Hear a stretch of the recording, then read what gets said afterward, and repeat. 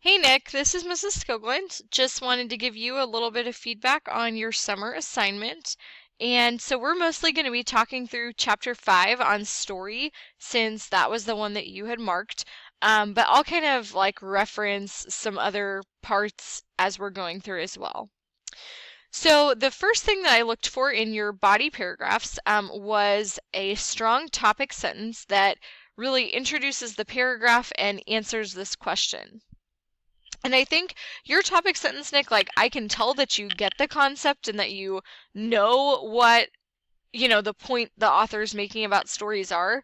I think the issue I had with this one is that you don't really tell me like what the misconceptions are. Like you kind of just say like stories are more important than facts right at first. So just make sure you're really answering all parts of the question.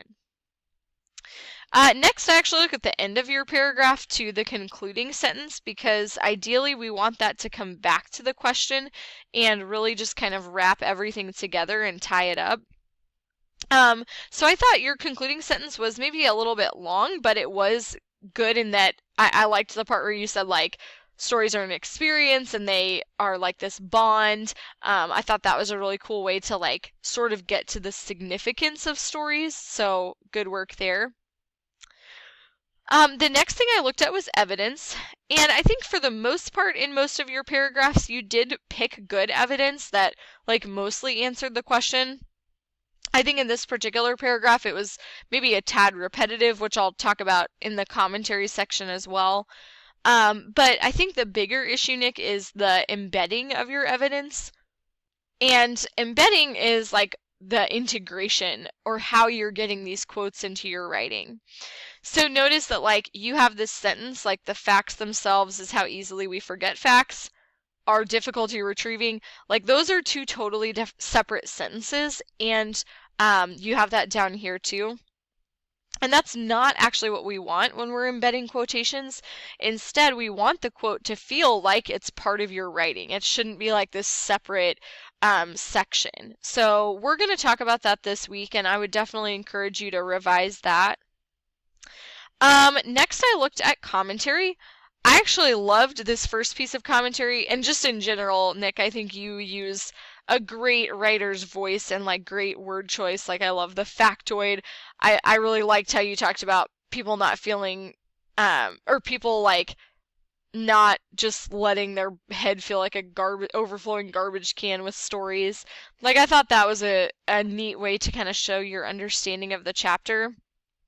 I think the issue for me is that, especially in some paragraphs, other paragraphs I noticed this, but especially in this one, your second evidence and commentary was sort of repetitive with what had already been said.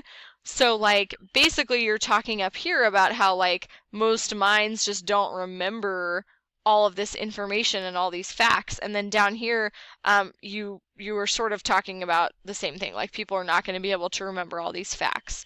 So I think it would have been a better developed paragraph or better developed commentary if you had given me an example maybe of story down here to kind of develop and really solidify what you're saying about your answer to the question. Lastly, I looked at your conventions and in-text citations. So do you notice that you use a lot of personal pronouns like our, or you, or we, and so just make sure that's a little bit too informal. We want to just say like the right brain. Citations are not going to have a comma, so that's, I know, like a little detail thing, but just something to remember. And then I thought you did a nice job with your R-directed activities. I liked reading about this keyboard that obviously has a lot of significance for you, and I thought that was just a cool reflection that you had. So anyway, just wanted to give you a little bit of feedback.